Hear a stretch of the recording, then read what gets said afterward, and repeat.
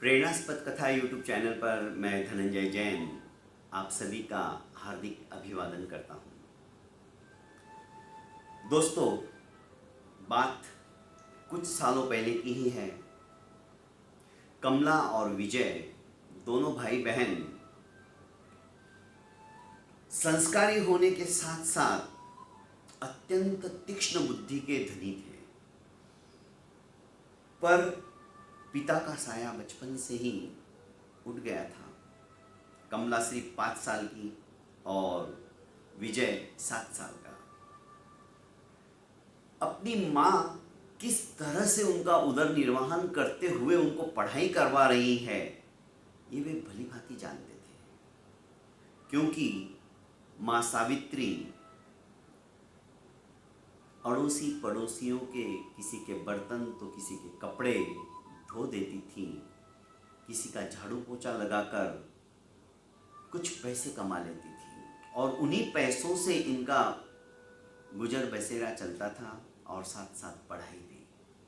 पर माँ सावित्री प्रतिदिन अपने दोनों बच्चों को अपने पास बिठाकर आधा घंटा, इतनी थकने के बावजूद भी वो प्रेरणास्पद कथाओं के माध्यम से उन्हें संस्कारों के बीजों का बीजारोपण करवाती थी, देती थी।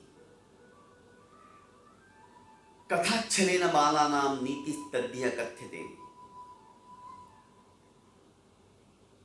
पंचतंत्र के अंदर कहा है, कथाओं के छल के माध्यम से, कथाओं के लोभ के माध्यम से आप बच्चों को बचपन से ही यदि संस्कार देना शुरू कर देते हो ना दोस्तों, तो आपके बच्चे कभी भी आउट ऑफ कंट्रोल नहीं होंगे, आज्ञाकारी रहेंगे, विनम्रता से परिपूर्ण उनका जीवन रहेगा, धर्मात्मा रहेंगे, हड़ूकर्मी रहेंगे, पाप भीरू रहेंगे।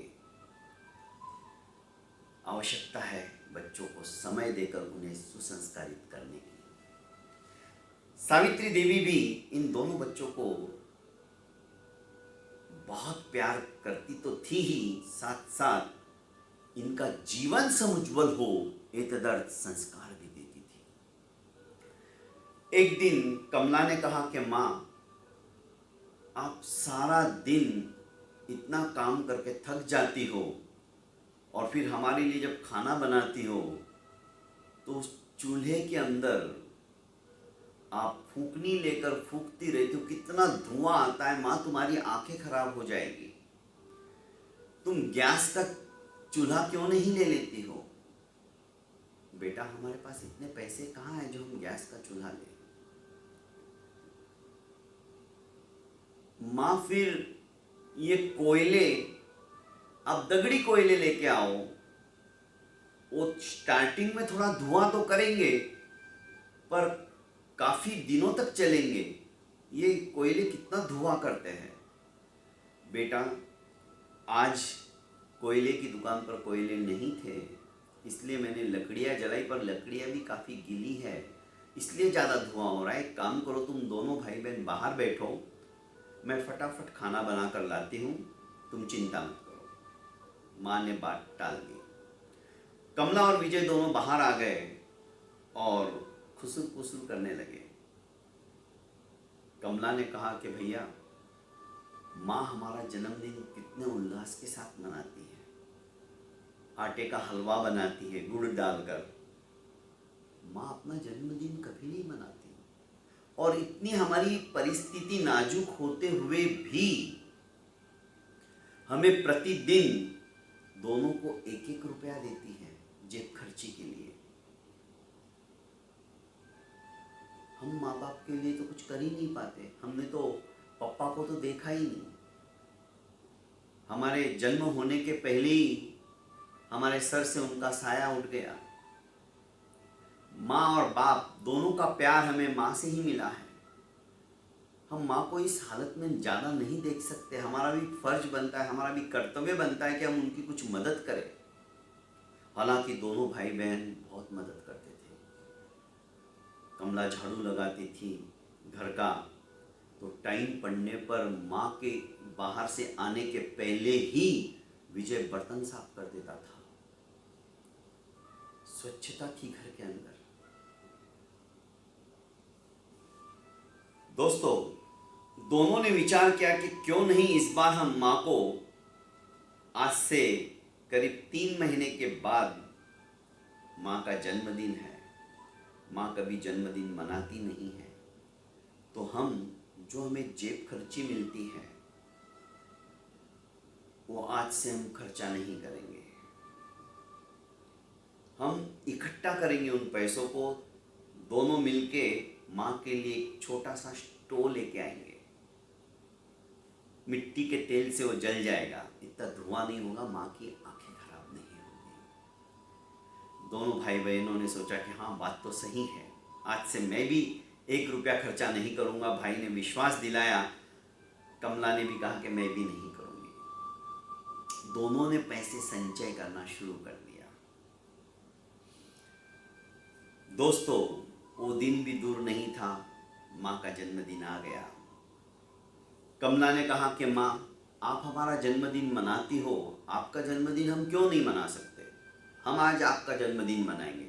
बेटा, रहने दो, कोई ज़रूरत नहीं है, अब इस उम्र में मैं क्या जन्मदिन मनाऊं? नहीं माँ, आज हम मना के रहेंगे। आज के बाद आप कभी मना नहीं करोगे, नहीं तो हम भी अपना जन्मदिन नहीं मनाएंगे। आप एक काम करो, जैसे हमारे लिए आप गुड़ का हलवा बनाती हो, वैसे ही आपके लिए भी आप बनाओ, जब तक हम बगीचे में जाके अच्छे अच्छे फूल तोड़ के लाते हैं। दोनों भाई बहन चले जाते हैं बगीचे में, अपने हाथों से गुलाब के फूलों को तोड़ते हैं और घर पे आने के पश्चात सुंदर सी माला पिरोते हैं। माँ को चेयर के ऊपर बिठाते हैं, माँ के गले में वो पुष्पहार डालकर माँ का जन्मदिन की शुभकामनाएं देते हुए वे कहते कि माँ, तुम्हारी जैसी माँ संसार के प्रत्येक प्राणी को मिले, ताकि उनको हमारे जैसे बेटे प्राप्त हो। माँ गदगद हो गई, हर्षाश्रु उसके आंखों से निकलने लगे। तो चुपके से कमला गई और माँ जब किसी के बर्तन करने को गई थी तो दोनों भाइयों ने जो स्टोव लेके आए थे वो छुपा के रखा था, वो निकाल के लाई और जन्मदिन की ढेर सारी शुभकामनाएं बोलते हुए अपने माँ के हाथों में रख दिया।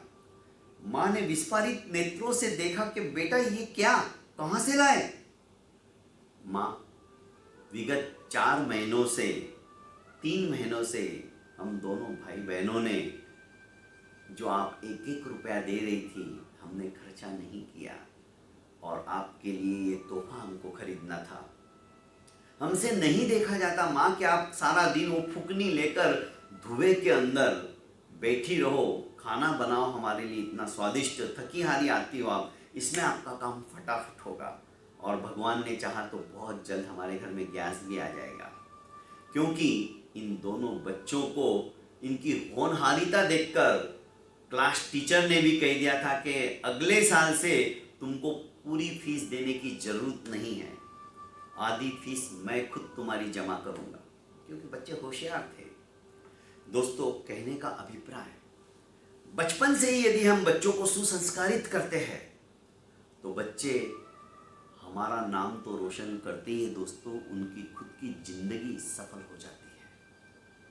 छोटी छोटी प्रेरणास्पद कहानियों के माध्यम से प्रतिदिन आपको एक नई कहानी सुनाने के लिए मैं हमेशा उद्यत रहता हूँ। कमेंट बॉक्स के अंदर आप अपना अभिमत भी डालते रहिएगा और सजेस्ट करते रहिएगा कि आपको किस विषय के ऊपर कहानियाँ अच्छी लगती है, ताकि मैं वो कहानी आपके सामने प्रस्तुत करने का प्रयास करूं। और अभी तक आपने मेरे इस चैनल को लाइक एवं सब्सक्राइब नहीं किया है, जो कि नए लोग जुड़े हुए हैं या नए लोगों के पास ये कहानी जा रही है, तो आप लाइक एवं सब्सक्राइब कर लीजिए और ज़्यादा से ज़्यादा इन कहानियों को फॉरवर्ड करते रहिएगा। बहुत बहुत धन्यवाद।